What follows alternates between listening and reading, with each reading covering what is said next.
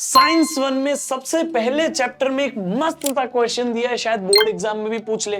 Question ये है, what would be the value of G on the surface of the earth if its mass was twice as large and its radius is half of what it is now. यानी कि हमने मास को दुगना कर दिया, radius को आधा कर दिया, तो एक्सेलरेशन ड्यू टू ग्रेविटी के साथ में क्या होगा। चलिए समझते हैं बहुत जल्दी से। Acceleration due to gravity on the surface of the earth का formula capital G capital upon capital R square होता है। Capital M mass of the planet, capital R radius of the planet होता है। अगर आपको मास को दुगना करना है तो एम की जगह 2m रख दो, रेडियस को हाफ करना है तो आर की जगह r/2 रख दो। तो 2m का 2 बाहर लिखा, r/2 ये जो डिवाइड बाई 2 है ना, उसका स्क्वायर करना पड़ेगा क्योंकि r का स्क्वायर होता है। तो स्क्वायर करोगे तो 2 का स्क्वायर 4 और 4 ऊपर आ गया तो 2 इंटू 4 तो ये हो गया 8 और बाकी तो gm upon R square as it is. gm upon R square ही हमारा पुराना वाला g था तो ये g लिख लिया मैंने gm अपॉन आर स्क्वायर की जगह।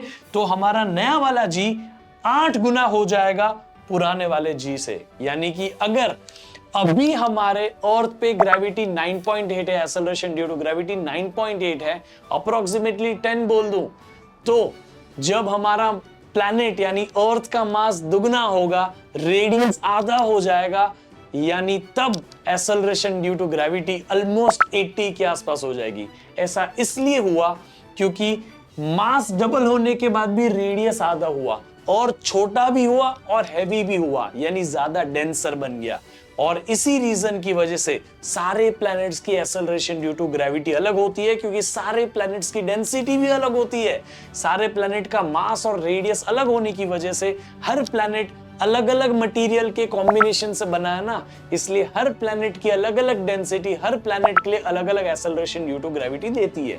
अगर अर्थ की acceleration due to gravity surface पे 9.8 है तो मून की acceleration due to gravity moon के सरफेस पे कितनी है, क्या आपको पता है?